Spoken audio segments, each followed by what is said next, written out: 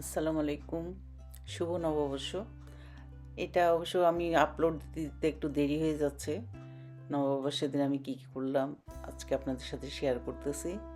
আমি এখানে 7 রকমের ভর্তা করছি, তারপর একটা ইলিশ মাছ নিয়ে আসছি, ইলিশ মাছ ভাজি করছি, বেগুন ভাজি করছি আর পান্তা ভাত।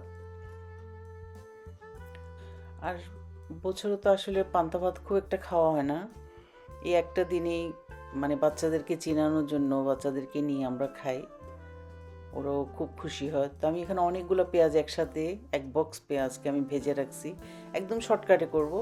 এখানে রসুন দুটাকে খুলে রসুনকেও ভেজে নিছি, কাঁচামরিচও ভেজে নিছি। আমি বাটনার মধ্যে একটা একটা করে দিব আর ভর্তা করব। প্রথমে এটা সিমের ভর্তা, তারপর এটা বেগুনের ভর্তা। আমি দেখাই দিচ্ছি, আমি আর মিক্সটা দেখালাম না। মরিচ, লবণ, ধনিয়া পাতা, পেঁয়াজ, তারপর একটু সরিষার তেল দিয়ে বাস একটা একটা করে নিচ্ছি। বেগুন ভর্তাটা হয়ে গেছে, এটা হলো সিম ভর্তাটা হয়ে গেছে, এটা বেগুন ভর্তা। এরপর হবে পটলের ভর্তা, সেম আমি রসুন, পেঁয়াজ, কাঁচামরিচ, তারপর ধনিয়া পাতা, লবণ দিয়ে বাস একটু সরিষার তেল দিব, বাস এটাও হয়ে গেছে।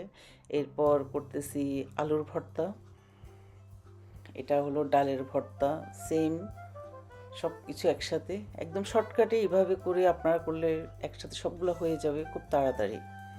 তারপরে করতেছি ডিমের ভর্তা, ডিমের ভর্তার মধ্যে কিন্তু আমি কাঁচামরিচ কেটে দিছি, তারপর পেঁয়াজ, ধনিয়া পাতা। আর এটা হলো মাছের ভর্তা, মাছটাকে ভেজে নিছি, এরপরে কাটা বেছে তারপর মাছ দিয়ে দিলাম, কাঁচা পেঁয়াজ, রসুন, এই মরিচ, এগুলো দিয়ে বাস একসাথে করে নিয়েছি। আর ভাত রান্না করছি, রান্না করে গরম ভাতকে একটু ঠান্ডা করে পানি দিয়ে দিছি, বাস এখন আমরা খাবো। এই যে এটা হলো ডিমের ভর্তা, তারপরটা হলো এই সিমের ভর্তা, তারপর এটা হলো ডাল ভর্তা, তারপর এটা হলো বেগুন ভর্তা, এটা হলো আলু ভর্তা। এখানে 5 রকমের ভর্তা আছে। আর এখানে হলো একটা হলো পটল ভর্তা আর একটা হলো মাছের ভর্তা। এই যে আমার 7 রকমের ভর্তা।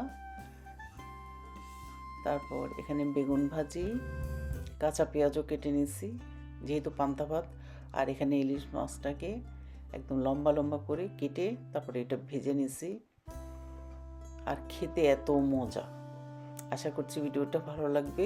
ভালো লাগলে অবশ্যই লাইক করবেন, শেয়ার করবেন, আমার চ্যানেলকে সাবস্ক্রাইব করবেন, আমার ফেসবুক পেজকে লাইক করবেন। আল্লাহ হাফিজ।